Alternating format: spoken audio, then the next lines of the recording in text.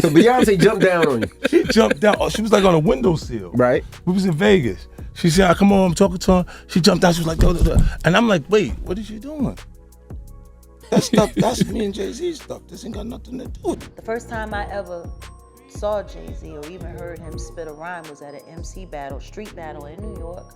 He showed up as the nigga that was with Big L. Yes. Big L was who put Jay Z on. And then Big L died, and then the next thing you know, Jay Z doing songs with Biggie and building a working camaraderie with Honeycombs. And then Biggie died, Tupac died. There was the fight between who was the top rapper now, Nas and Jay Z. And then the next thing you know, Nas has a nervous breakdown and he's taken out of the game, and it's all Jay Z. He will slump anyone in any relationship for $1. Look at how he did Dame. If you're a halfway intelligent person, when do you start questioning how lucky some motherfuckers keep getting? Right.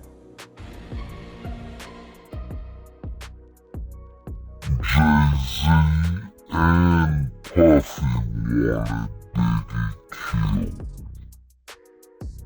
Bottom line, you don't have to believe me, believe the facts. He's a man that wanted to leave Bad Boy. The fact that Beyoncé doesn't talk much could perhaps put 50 Cent in an awkward position today. While appearing on the Breakfast Club podcast, 50 Cent recalled how Beyoncé essentially jumped him at their Las Vegas meeting over his issue with her husband. By surprise. So Beyonce jumped down on you. She jumped down. Oh, she was like on a windowsill. Right. We was in Vegas. She said, "I come on, I'm talking to her." She jumped out. She was like, "Duh, duh, duh." And I'm like, "Wait, what did you do?" Beyoncé allegedly thought 50 Cent and his wife were arguing before she faced him with a serious expression, according to 50 Cent. Because I'm just saying what's up. Mm-hmm. But she feeling my energy come over because we do say things about each other. It's competitive nature. That's right. He also admitted that Beyoncé's reaction had surprised him because he had not prepared for it. And I'm like, "Wait, what is you doing?" That stuff, that's me and Jay Z stuff. This ain't got nothing to do with you, girl. Don't come So Hov wasn't there?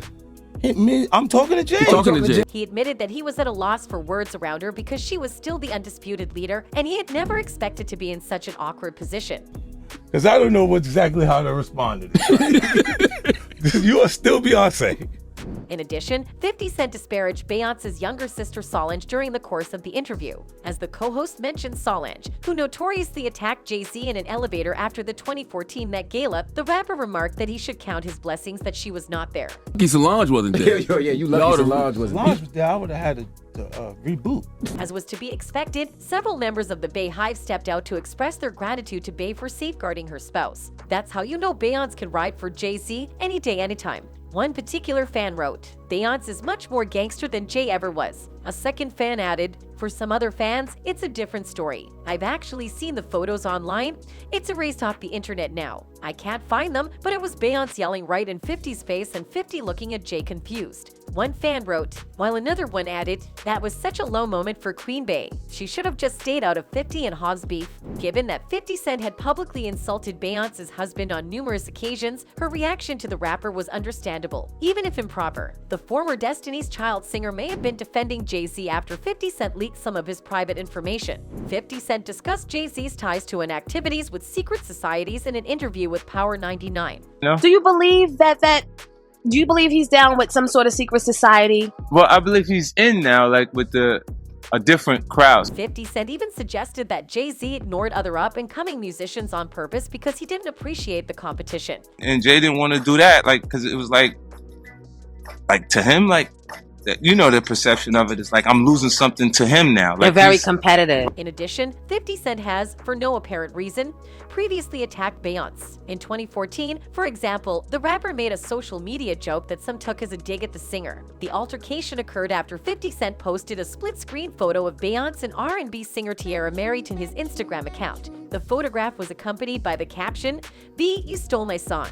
Now I'm gonna take your man." The meme made reference to the fact that both Beyoncé and Tiara Mary had just released songs with eerily similar titles, Drunk in Love by Beyoncé and You Done That by Tiara Mary. Many people consider Jay Z and 50 Cent to have had one of the most heated rivalries in hip-hop. Jay Z was already one of the most famous rappers of all time, and 50 Cent had just broken out with his groundbreaking debut, Get Rich or Die Trying, so they were both at the height of their respective careers. The animosity between the two rappers began in 1999 when 50 Cent joined Sony Music's Columbia Records. Meanwhile, Jay Z oversaw operations at rival label Universal Music Group's Def Jam while they were owned by Sony. Supposedly, Jay Z offered to sign 50 Cent to Def Jam, but 50 Cent turned down the offer and instead signed with Columbia. Almost 10 million copies of 50 Cent's debut album, Get Rich or Die Trying, were sold worldwide after its 2002 release. Due in large part to this success, 50 Cent is now often regarded as the most influential figure in the rap industry. At the time, Jay Z was still running Def Jam and didn't like 50 Cent or anything he had done publicly. Jay Z called 50 Cent a hustler in an interview with Hot 97 and said that he thought 50 Cent's lyrics glorified violence